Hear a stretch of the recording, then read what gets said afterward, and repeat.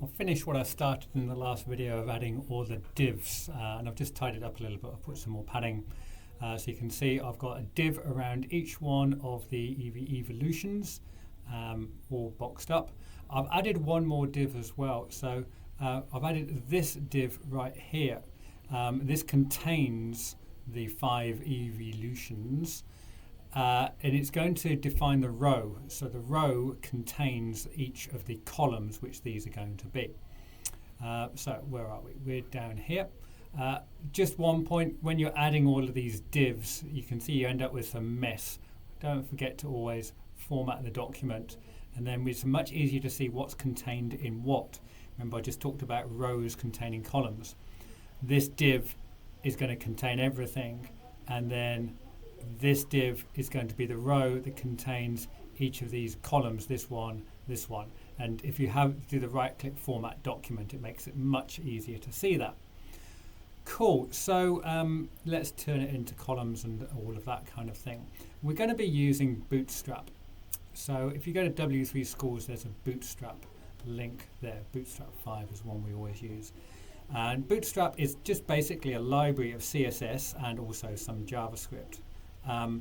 That does all the stuff that we typically want to do with a layout. So instead of just having stuff stacked vertically down the page like we've got here, we basically do rows and columns, and we get a bunch of other bonus stuff that comes with it. So how do we go about using Bootstrap? Well, it is just a big file of CSS.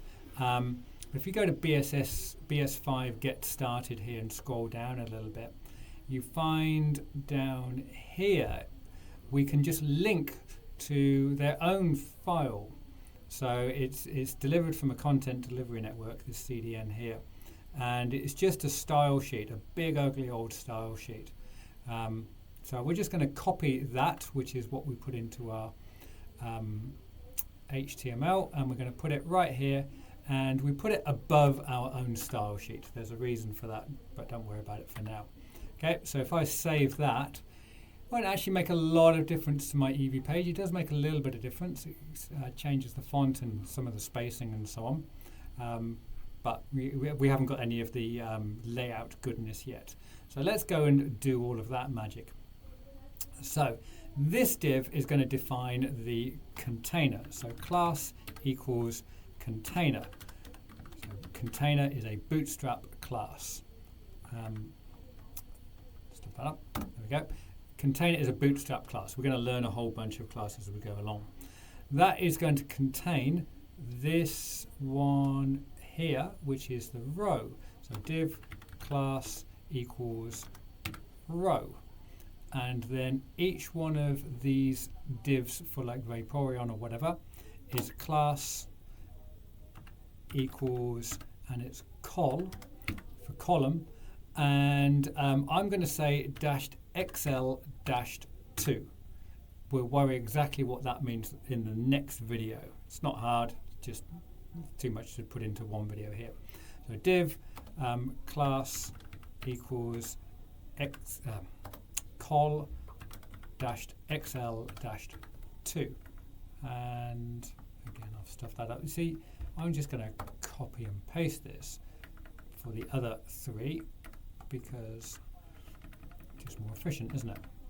So div class equals col-XL2, class equals col-XL2, class equals col-XL2. So we now have this row div containing these columns. This will not look great. You'll see why. So if I refresh, the columns are working. We can see by the red borders, there's no problem there. The images are not behaving at all. They are expanding beyond the bounds of what we want them to. Luckily, there is a Bootstrap class for that. So what I'm going to do is every image tag, so all of these img src equals, I'm going to add a class which I know of, and you're going to have to learn some of these classes, or you can look some of them up. img-fluid. So what that one is, it just basically makes the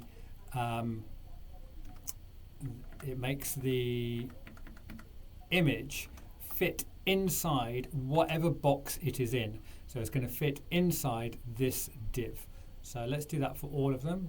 Class equals img-fluid, class equals img-fluid, class equals img-fluid, and the last one as well. Save that, refresh. Yay, so now these are all fitting inside there. And just for the full effect, we're going to lose the red. The red is only there to just kind of show us what these divs are actually doing. And delete that, save that, refresh that.